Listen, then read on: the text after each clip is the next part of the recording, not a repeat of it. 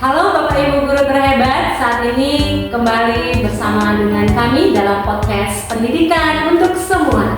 Hari ini kita akan membahas tentang filosofi pendidikan Indonesia, di mana ini sudah berkaitan erat dengan Bapak Ki Hajar Dewantara. Nah, khusus hari ini kita akan membahas tema mengenai dasar-dasar pendidikan menuntut. Nah, saat ini di depan saya Fitriani Borusinaga dan dua narasumber saya yang hebat hari ini yang banyak pengetahuan mengenai pendidikan di Indonesia. Hari ini kita akan sharing bersama untuk menambah informasi-informasi mengenai pendidikan. Nah, yang pertama itu langsung saja narasumber pertama yaitu Ibu. Dengan saya Ridin Adelia. Dan yang kedua, Dan saya Eva Dametria. ya, dan saat ini teman-teman kita akan membahas hal-hal yang mengenai dengan pendidikan Indonesia. Nah, tadi kan tema kita hari ini mengenai dasar-dasar pendidikan yang menuntun. Nah, sebagaimana kita tahu ini erat sekali dengan penerapan prinsip-prinsip dari Bapak Ki Hajar Dewantara. Ya, sebagaimana yang kita ketahui. Nah, sebelum kita lebih lanjut, saya ingin tahu terlebih dahulu menurut Ibu yang keduanya di sini, apa sih itu pendidikan yang menuntut menurut Ibu? Boleh yang pertama Ibu Ridin dulu ya. Terima kasih kesempatannya. Nah, pendidikan yang menuntun ini ya kan. Seringkali sudah kita dengar pendidikan yang menuntun ini ternyata tidak hanya sekedar mentransfer pengetahuan saja gitu, juga tetapi lebih ke membimbing, mengarahkan anak gitu kan, untuk moralnya, pembentukan karakternya. Selanjutnya juga berkaitan dengan pertumbuhan intelektual dan emosional anak itu sendiri. Bagaimana seorang guru bisa mengarahkan hal tersebut ke arah yang sesuai dengan yang diharapkan oleh gurunya gitu. Itu mungkin menurut saya. Pendidikan yang menuntun itu ya, jadi menuntunnya bukan hanya sekedar knowledge saja gitu ya, tapi juga langsung ke dalam-dalamnya, karakternya, karakter moral anak. Iya, itu menurut narasumber kita yang pertama ya, bagus sekali, menarik sekali. Nah, kalau menurut Ibu Eva gimana? Apa nih pendidikan yang menuntun itu gimana gitu dalam konsep Ibu sendiri? Ya, kalau menurut saya pendidikan yang menuntun itu adalah pendidikan yang mengarahkan, membimbing siswanya, tidak hanya yang tadi dibilang Ibu, tidak hanya dari materi saja, tapi juga pendidikan yang menuntun karakternya. Karena kalau sekarang sih yang lagi digencar-gencarnya oleh Menteri Pendidikan itu adalah pendidikan karakter. Jadi tidak hanya menuntun dari kognitifnya aja, tapi juga menuntun itu ke perilakunya, afektifnya. Oke, berarti sepakat ya bahwa karakter itu sekarang lagi digencar-gencar, lagi hal yang utama gitu. Menarik sekali. Jadi saya ingin mau bertanya, jadi aspek nilai-nilai apa saja sih yang sebaiknya diajarkan untuk dalam pendidikan yang menuntut ini gitu? Nilai-nilai apa aja gitu yang harus diajarkan kepada peserta didik, khususnya ya kita sebagai guru SD nih ya. Penanaman karakter itu sangat penting karena kalau misalnya dari awal kita udah menuntun mereka dalam hal karakter, makin nanti mereka beranjak dewasa, remaja dewasa itu nggak terlalu sulit untuk mereka terapkan gitu. Tapi kalau misalnya dasarnya nggak kita buat, nggak kita tuntun, itu akan sulit nanti ke atasnya gitu ya, pertumbuhannya gitu. Nah, jadi apa saja sih nilai-nilai yang harus diajarkan khususnya untuk anak SD sebenarnya gitu? Boleh dimulai dari Eva, boleh ya? Kalau menurut saya nilai-nilai yang harus ditanamkan itu yaitu nilai moral ya. Nilai moral itu sangat penting sekali untuk ditanamkan kepada peserta didik karena itu adalah dasar dari siswa tersebut, karakter aslinya siswa tersebut yaitu moral. Nah, yang kedua itu bisa nilai etika. Tentu kalau seorang peserta didik itu etikanya itu harus dijaga. Nah, bagaimana supaya seorang murid atau seorang peserta didik itu memiliki etika yang baik? Tentu juga dari gurunya. Gurunya tentu harus menjadi teladan, menjadi contoh yang baik untuk peserta didik supaya moral mereka juga akan terbentuk. Jadi mereka tuh karena terbiasa melihat kita menjadi contoh yang baik, maka otomatis mereka juga akan mengikut apa yang kita lakukan. Jadi nilai moral, nilai etika itu sangat diperlukan sekali bagi peserta didik. Terusnya guru juga harus lebih menekankan pada itu. Oke, wow, benar sekali. Berarti artinya sepertinya kita duluan ya yang Iya, kita yang mengintegrasikannya iya. ya untuk anak-anaknya. Oke, saya tertarik untuk kalau saya itu tadi dari guru ya, dari guru yang bagaimana kita mengajarkan nilai-nilai. Kalau misalnya untuk Bu Rini, bagaimana kita ini supaya bisa berkolaborasi dengan orang tua untuk mengajarkan nilai-nilai ini? Secara pandangan ibu aja, gimana caranya supaya kita bisa berkolaborasi? Kalau hanya guru aja kan di sekolah, tapi orang tua tidak ambil di rumah, mereka kan nggak bisa menerapkan ini gitu ya kan? Kalau menurut pemandangan ibu sendiri aja sih. Iya, kalau menurut pandangan saya sepakat ya, setuju dengan yang dibilang bahas sama ibu pasti yang luar biasa juga.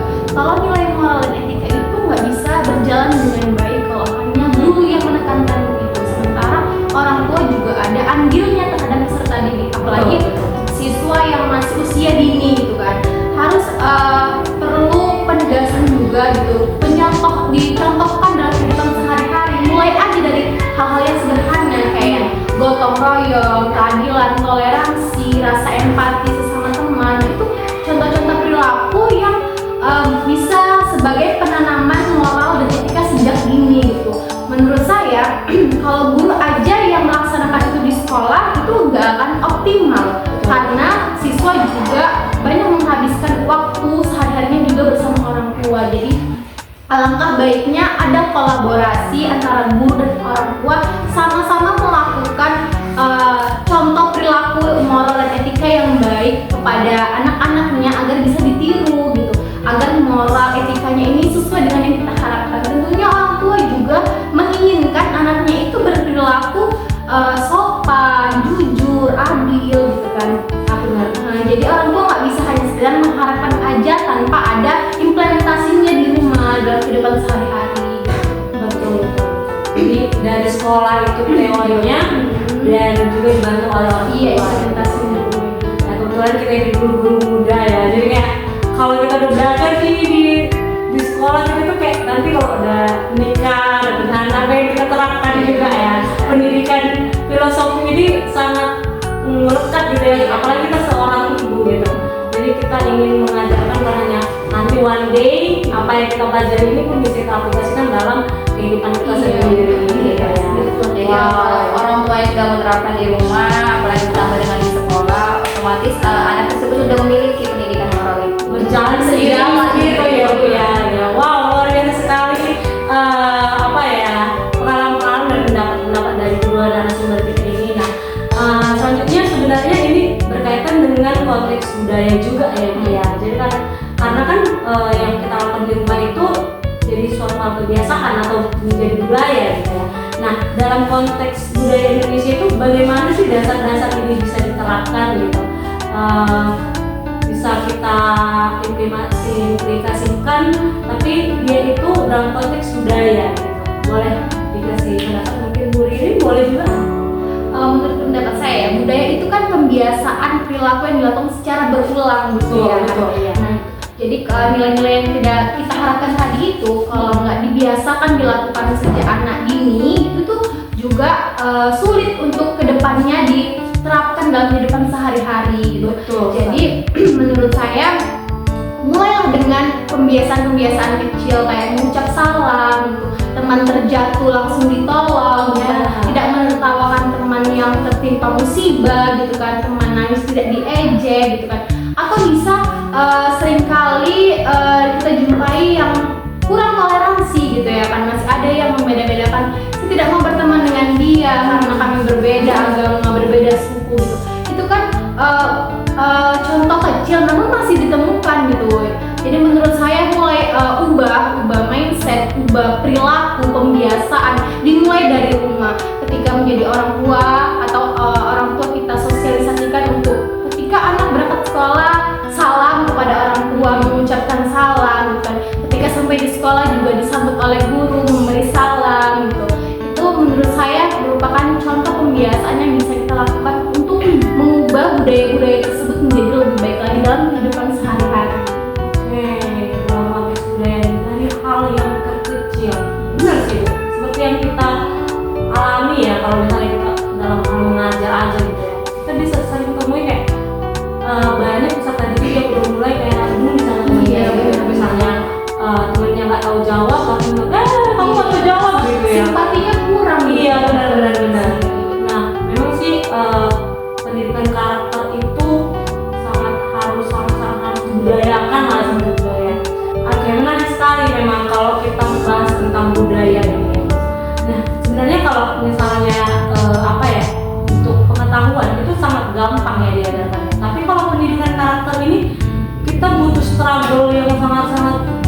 tiap hari gitu, berbudaya.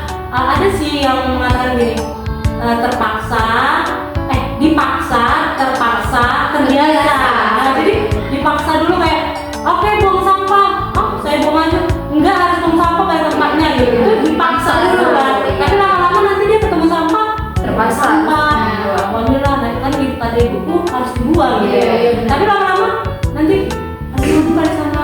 Udah teringat gitu, Iya, udah biasa, biasa. diambil gitu. Karakter yang masih kecil lah gitu ya dalam hal sampah. Tapi sebenarnya pendidikan karakter ini yang lebih sangat sulit gitu belajar daripada pengetahuan. Kalau pengetahuan 2 kali mata pelajaran oke, langsung tahu gitu kan, langsung ada asesmen yang kita lakukan. Nah kalau menurut ini saya mau tanya Ibu Eva dulu lah ya. Apa sih tantangan terbesar untuk menerapkan prinsip-prinsip dan pendidikan yang menurut ini gitu, tantangan terbesarnya yang Ibu lihat gitu? Kalau menurut saya yang menjadi tantangan terbesar guru pada saat ini yaitu guru seringkali berfokus pada pendidikan yang konvensional, yaitu pendidikan yang hanya berfokus pada nilai-nilai saja. Padahal pendidikan itu tidak hanya berfokus pada nilai, tapi juga pada karakter siswa. Ada juga penilaian karakter sekarang ini yang di kurikulum Merdeka itu adalah penilaian karakter. Jadi guru tidak hanya menilai materi saja, tapi juga bisa menilai karakter siswa, bagaimana siswa tersebut di sekolah, bagaimana ketika mereka berdiskusi, apakah mereka bertanggung jawab, apakah mereka juga ikut kolaborasi, dan mereka juga dinilai tidak hanya pada saat di dalam kelas saja, di luar kelas juga mereka juga sebenarnya itu ada penilaiannya juga bagi seorang guru pengamatan. Nah pada saat temannya jatuh, bagaimana, apakah dia menolongnya atau tidak. Jadi yang menjadi tantangan itu adalah kebanyakan nih guru hanya berfokus pada pendidikan konvensional, yaitu materi. Padahal kalau di era sekarang di kurikulum Merdeka itu ada namanya penilaian karakter. Jadi mereka di kelas itu karakternya dinilai, di luar kelas juga guru mengamati siswa tersebut. Itulah yang menjadi tantangan terbesar kita, bagaimana mengamati karakteristik setiap peserta didik. Ya, mengubahnya. mindset Karena dari sudah lama ya. Jadi penilaian pengetahuan, tapi juga ada penilaian karakternya. Oke, sangat menarik sekali. Jadi karakter lagi dan lagi itu menjadi pembahasan kita di zaman era pendidikan ini ya, gitu ya. Nah, mungkin udah beberapa hal yang kita bahas sangat menginspirasi sekali buat saya, khususnya juga kita memang sesama pendidik ini ya, hal-hal yang seperti ini sangat kita pay attention gitu ya, jadi kita lihat gitu, kita telusuri gimana sih cara menerapkannya gitu. Jadi teman-teman, itu adalah beberapa informasi, tapi saya ingin mau tanya apa sih harapannya ya untuk penerapan pendidikan yang menuntut ini gitu. Apa harapannya nanti untuk pendidikan Indonesia ke depannya? Karena kan sekarang kita menjadi pendidik, tapi akan ada pendidikan baru lagi yang akan bergenerasi. Iya, menurut Ibu Ririn apa sih saran dan harapannya itu? Oh iya, menurut saya harapan saya itu sesuai dengan yang kita bincangkan tadi, itu seputar pendidikan karakter itu. Jangan ada lagi guru yang mindsetnya itu hanya kognitif, pengetahuan saja gitu, tapi mengesampingkan pendidikan karakter. Padahal keduanya ini harus sejalan gitu. Jadi sama-sama harapan saya, ayo kita sebagai guru gitu kan, prioritaskan juga pendidikan karakter anak, karena untuk apa hanya mengandalkan pengetahuan saja tapi akhlak moralitas tidak dimiliki oleh peserta didik itu. Jadi harapan saya guru-guru bisa mewujudkan, mengaplikasikan skill pengetahuan sejalan dengan pembentukan karakter peserta didik sejak usia dini gitu, khususnya di sekolah dasar. Itu saja dari saya. Oke, terima kasih Bu Eva, Bu Ririn, luar biasa sekali.